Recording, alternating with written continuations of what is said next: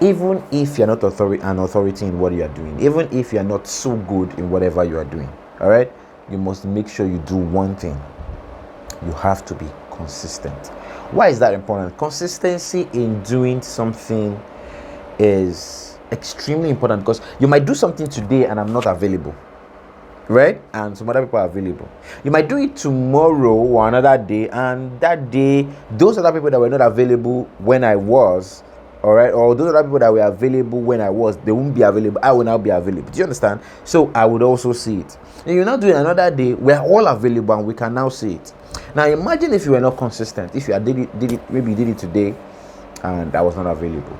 You now did it, maybe you didn't do it again. Then the next time that you did it, I also was not available. Do you understand what I mean? Right? So I would have missed it. And I want to know that you're knowledgeable. I want to know that you are gifted or you're wonderful in that particular area.